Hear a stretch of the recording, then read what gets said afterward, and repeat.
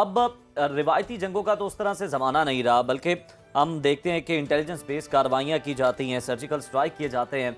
क्या हमारा दुश्मन भी इसी तरह का हरबाज माना चाहता है हमारे साथ?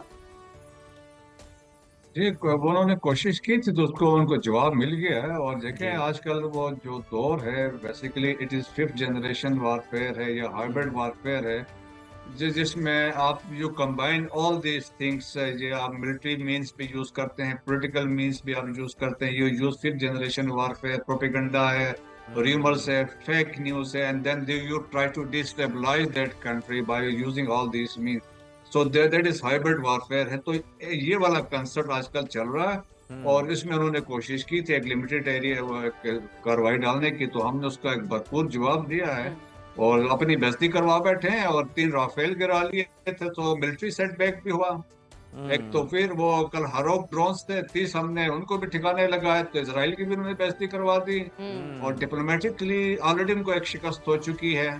और Pahalgam has not been established as a false flag operation. आज तो उनके चीफ जस्टिस ने भी लेटर लिख दिया है, हम्म। और जिसमें उन्होंने कहा है कि जी ये आप क्या ड्रामेबाजी कर रहे हैं, कि everything was orchestrated to win the Bihar elections. तो ये इस तरह की चीजें अब लोगों के अंदर, इंडिया के अंदर से आवाजें आ रही हैं, दे अंडरस्टैंड कि क्या कुछ हो रहा है।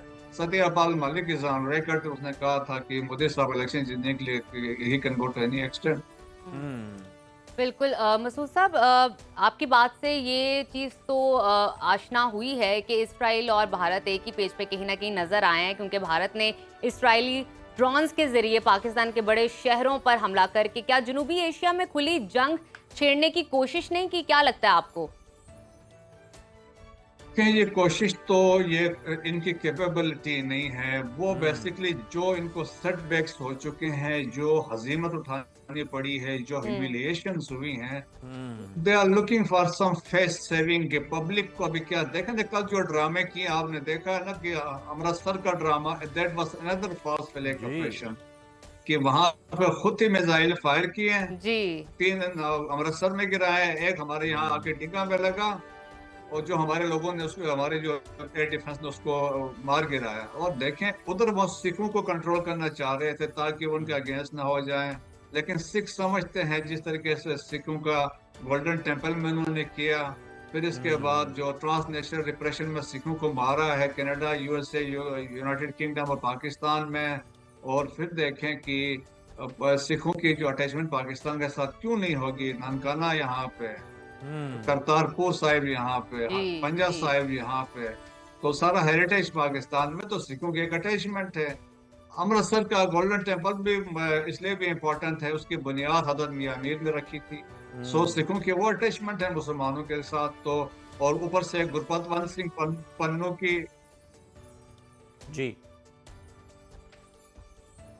जी मसूद साहब।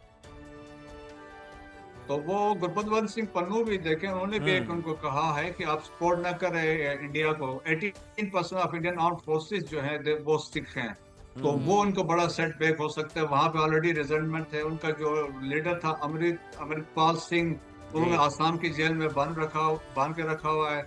और सिद्धू मूसावाले की असैसिनेशन उन्होंने करवाई, दीप सिद्धू को उन्होंने मरवाया। हम्म। फार्मर प्रोटेस्ट भी वहां पे अब दोबारा एक्टिवेट हो रही। सो पंजाब में बहुत सारे मसाइल थे, तो उनको डाइवर्ट करने के लिए ये एक्टिविटी की। फिर कल रात को एक हम्म। और ड्रामा उन्होंने किया, बच्चों वाली, बच्चों की फिल्में नहीं होती हैं, जी। कि जी जम्मू पे पाकिस्तान ने हमला किया, पाकिस्तान को हम्म। पता नहीं है पाकिस्तान ने हमला जी। कर दिया है। बिल्कुल। और वो बिल्कुल। क्लिप्स उठाए हुए हैं जो आयरन डोम वहां से रिएक्ट कर रहा है जब ईरानी उन पर अटैक किया था। तो हम्म। ये मतलब स्टूपिड किस्म की हरकतें कर रहे हैं, तो the public opinion and divert the hmm. Attention. लेकिन ये एक्सपोज हो गया, इनकी वो कैपेबिलिटी नहीं है। थिंक टैंक्स भी कह रहे हैं, इनका अपने लोग भी कह रहे हैं कि they are not in a position to go for a conventional war, what to hmm. Talk of limited war. Pakistan ने दुश्मन के 267 अरब रुपए के जंगी तैयारे तबाह कर दिए हैं, और इस अजीम दिफाई कामयाबी के बाद भारत की मईशत को काफी नुकसान हुआ है। लेकिन क्या आप समझते हैं कि भारत अब भी मजीद जंगी जुनून का बोझ उठा सकता है? जी हाँ, देखिए $300 मिलियन का एक जहाज था राफेल, और दे पेड प्रॉब्ली $10 बिलियन उन्होंने दिए थे इनको 36 को लेने के लिए। हम्म। और जो हर हरोप ड्रोन्स जो ये यूज कर रहे हैं, जी, ये hundred Israeli million drones. Dollars का एक है। तो हमने दोनों में उनको शिकस्त दे दी है, और दोनों ने फ्रांस को भी लेट डाउन किया है, इसराइल को भी लेट डाउन किया है।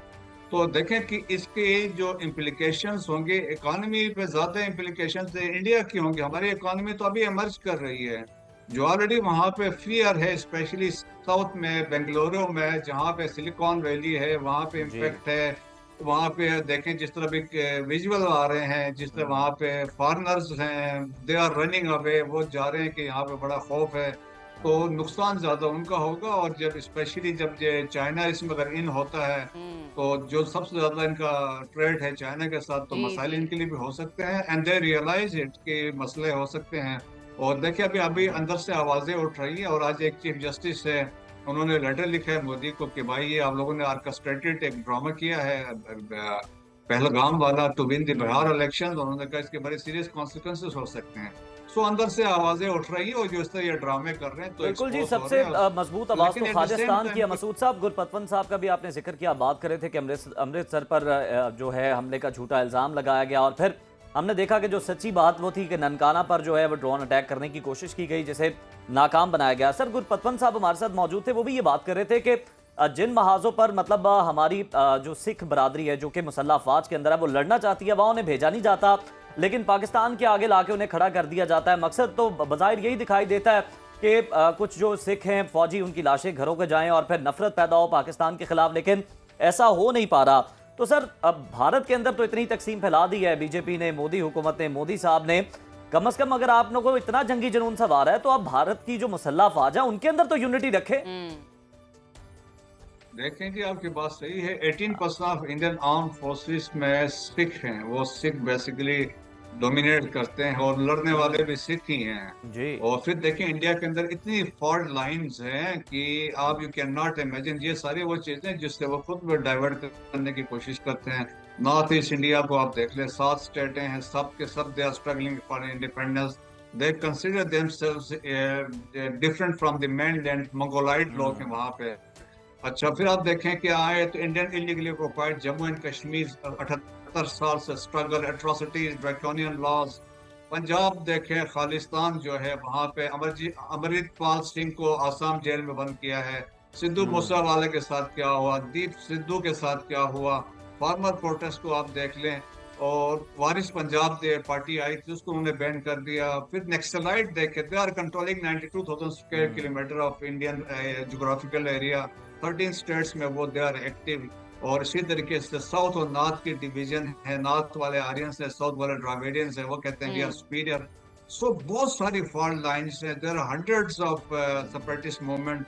तो ये भी है कि एक अटेंशन डाइवर्ट करने की कोशिश है। बिल्कुल।